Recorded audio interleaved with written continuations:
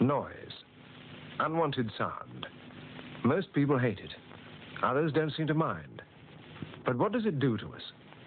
We've all got to live with it, haven't we? We all make noise. I mean, if you go in somebody's houses and hear the television, you can't hear yourself speak for them, can you? We get it terrible. So much so that if you're talking to a neighbour within inches of one another in the street, you just have to stop talking because you can't definitely hear. And I mean, if that doesn't affect your nerves, what does? We think that it has to be dealt with. We think it's an invasion of privacy. We think that the psychological and physiological effects of noise are just extraordinary. And we're just waking up to that, you know, noise. I hear them. I can hear them, you know, but I don't know what they're talking. They have become increasingly deaf over the years with their increased exposure to noise.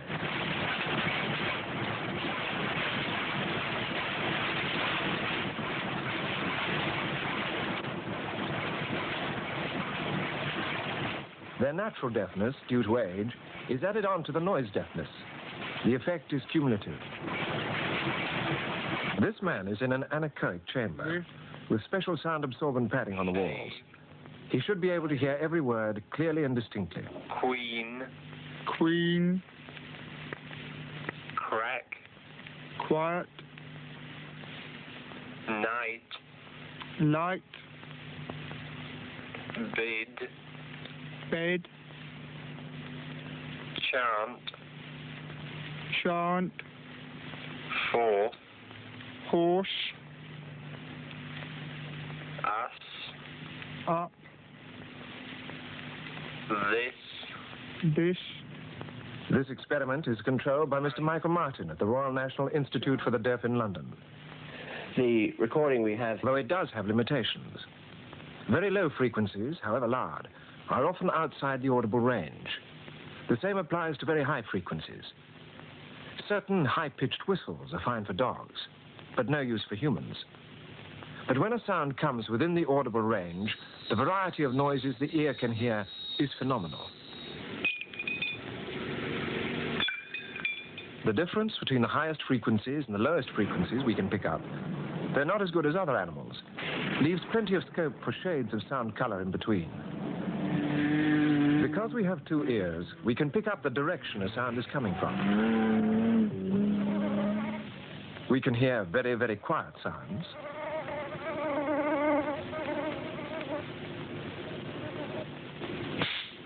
And very loud ones.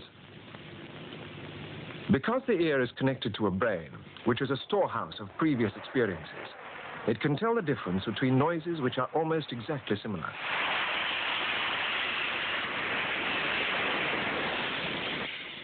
Although it can be confused, a kind of oral optical illusion. It can also pick out just one sound from a multitude of others. This is known as the cocktail party effect, and is a highly complicated mental process. But this delicate mechanism can easily be swamped.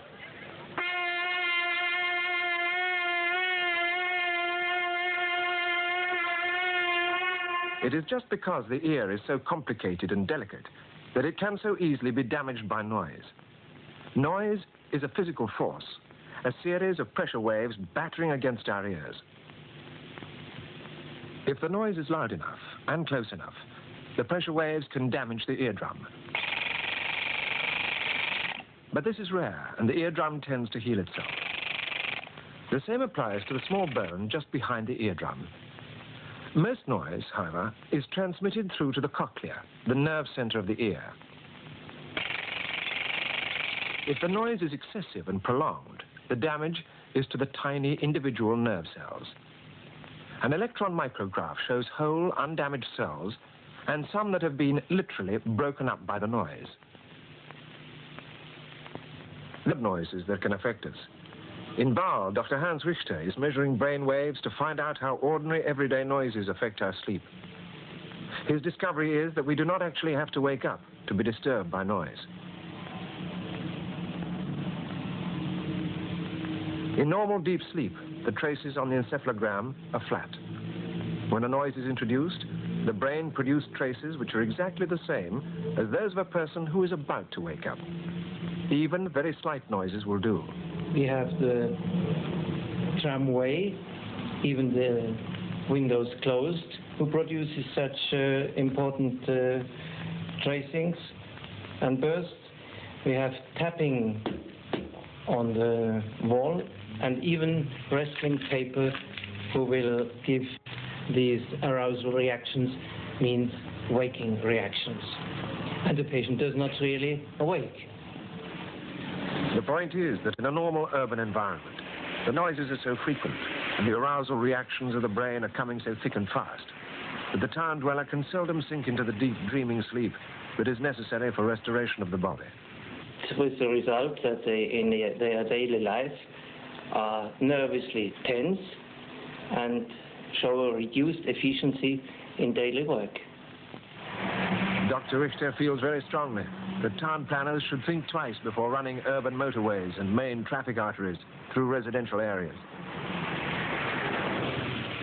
Furthermore, if disturbing noises can affect our brains while we're asleep, they will also affect them in some way during our normal working hours.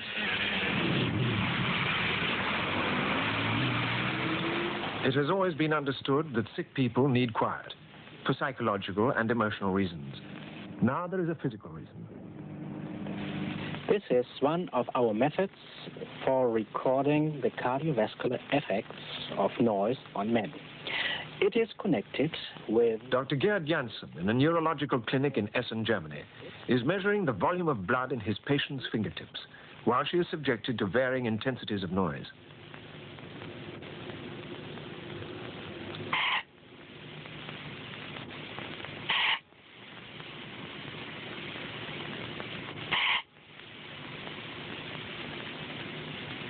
Various parts of the body are monitored, and the striking result is that with each burst of noise, there is an immediate reduction of blood volume in each part of the body. The longer the noise, the longer it takes the body to recover. One might expect noise to affect our ears and perhaps the reactions of our brain. But Dr. Janssen has shown that it reaches to our fingertips, our toes, in fact, all parts of our bodies. There comes a point in noise experiments when it is dangerous to go on using humans. This is particularly so in the case of pregnant mothers and their unborn children. Dr. William Gaber in Augusta, Georgia, is using rats.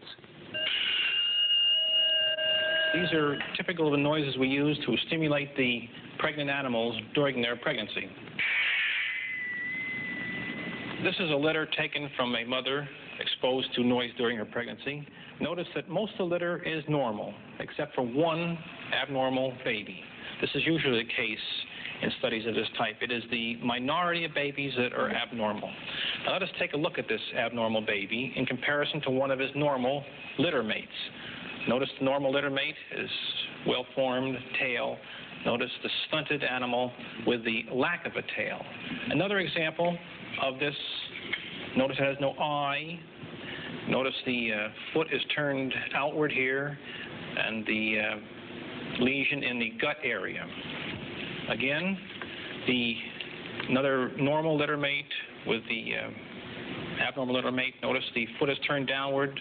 The two back feet are in a double club foot. Sometimes this is seen in the human population, in which the person will walk like this.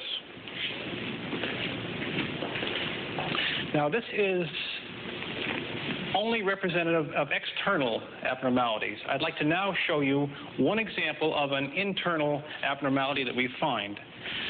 You will note that the three top fetuses have a stained skeletal system. You notice these animals, from the experimental animals, which the mother was exposed to sound during her pregnancy, have no staining of their bony structure. The bones are still there, but they're not mature enough to support the weight of the animal. Normal control animals have an abnormality rate of 2 in 100. With animals subjected to noise, the rate is 30 in 100.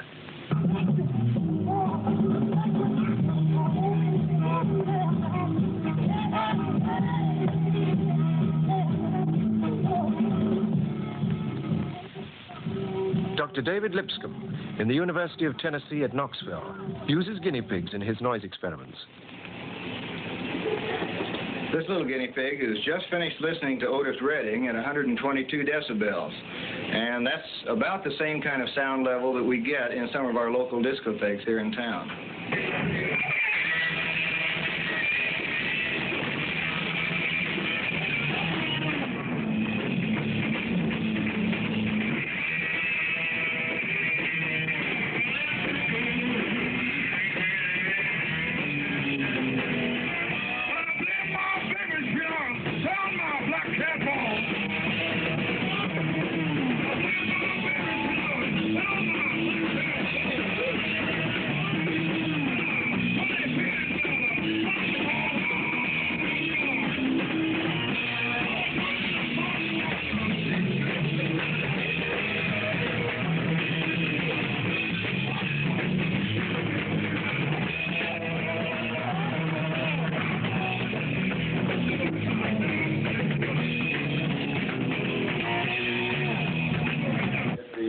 Tennessee. Dr. Lipscomb regularly takes musicians and members of the audience into his laboratory. He talks to them about his experiments and points out the damage caused by loud music to the nerve cells of his guinea pigs. But now I think you can see here are some healthy cells here. Very, very good-looking cells. There's a missing one. The cell is gone. Now, looking in this room... He also tells them about the surveys he has carried out on the hearing of young people coming to the university for the first time. We have found, for example, only last year, 60.7% of the incoming freshmen at the University of Tennessee, we tested over about 1,500 of them, had a measurable hearing loss. Now, they aren't deaf. Their hearing is sufficiently adequate for them, many of them, not to have recognized that there was any problem at all. But it's the beginning of a problem. And we found that 1 boy in 7 had hearing equal to a man of 55 or 60 years old or older. From 7 years of exposure to rock music and everything, I'm reasonably convinced that you probably have a sizable number of these little cells already destroyed in your ear. And while you may not be fully aware of it now, it's going to accumulate. And I don't want to be a prophet of doom, but gee, I'm a little bit concerned about what you'll be like when you're 50 or 60 if this keeps up. Jack Cassidy, who is a bass player for the Jefferson Airplane, was quoted in the New York Times a few months ago as saying, "Our single aim in life is to get louder." How do you react to that? I would say that fits my guitar player exactly. You know, this field interests me, but he's told me a lot of things that I didn't know. And that's what I'm wondering, what will it be like when I'm 50 years old? I won't be, even with a hearing aid, could I be helped when I'm 50? You know, I have no idea. It does hurt your ears sometimes. Yeah, sometimes I get a headache. But I get very tired too. You know, I get up at 6:30 and they play till 12 o'clock at night. You know, and I get tired. Well, I just feel it's part of life. It's just like cigarette smoking. If you enjoy it, it's just a chance to take. It is a common finding that some people do not object to noise.